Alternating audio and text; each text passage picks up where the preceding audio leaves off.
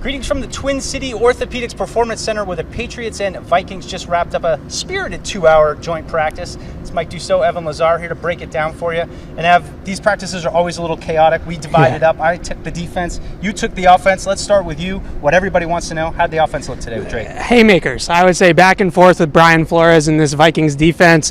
They are a very blitz-happy, pressure-happy defense. So they won some reps. The Patriots won some reps. But I think the big highlight from this practice for the Patriots was big plays, and we haven't necessarily seen a ton of those in training camp, so it was good to see them. Matt Collins got behind the defense, but TreVeyon Henderson ended practice deuce the wheel route up the left sideline, 65 yards to the house in a 2-minute type of situation for the Patriots. He just continues to look special. He's just a special talent. I mean, his speed, he had a great blitz pickup as well. I just continue to just be wowed by TreVeyon Henderson. I'm going to ask you too about Stefon. Seemed like he had some plays earlier on in 11-on-11s. Very active. Noticed him a couple times as I was glancing over to the offensive side. Yeah, and you should have seen one-on-ones, Deuce, because he was absolutely roasting the Vikings corners, and this is old stopping grounds for him, and I think he wanted to show out for the Vikings fans, and he certainly did in this practice. Full tilt Stefon Diggs throughout the entire practice. A couple catches in 11s, but some of those one-on-ones were just pretty. Yeah, so for me, the defense, and not many people were watching the defense, I was locked in on the defense, but I thought a very good day for them.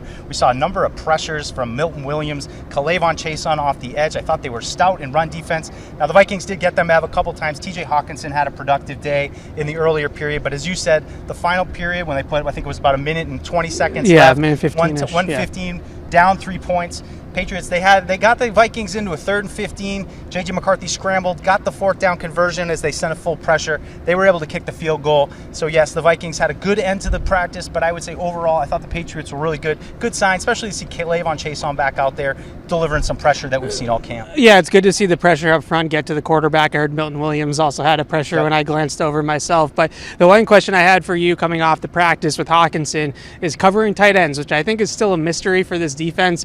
Schematically, how are they going to game plan that exactly? Not the old Belichick defense where we kind of knew how they were going to handle tight ends.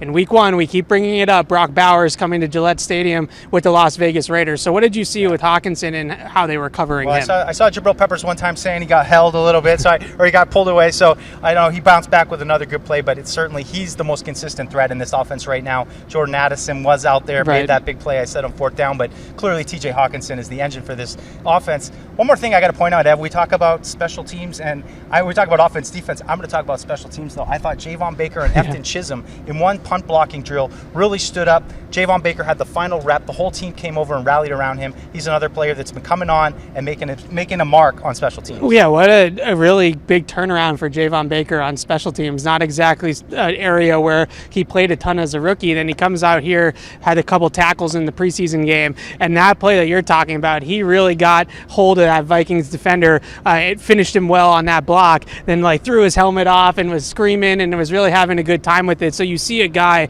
that is just competing his butt off to make the football team, and that's exactly the type of thing when you start talking about Mike Vrabel and the chemistry and just the culture that he's trying to build here of effort and finish. And Javon Baker has been doing that on special teams. I gotta say one thing about the offense before we wrap this up.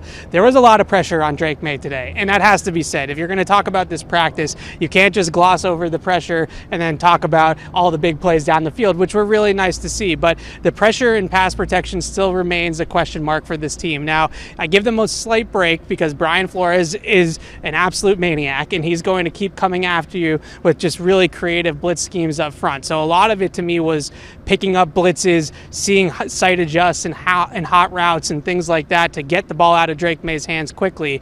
But if you really started to count sacks, and I put that in air quotes because it is practice, we are talking about a handful of sacks by the Vikings defense. So you have to say that when you talk about the offense. All right, well, that's going to wrap day 1, but hey, we're just getting started. Day 2, we'll be right back here tomorrow to wrap up tomorrow's practice, which figures to be just as competitive as today's was.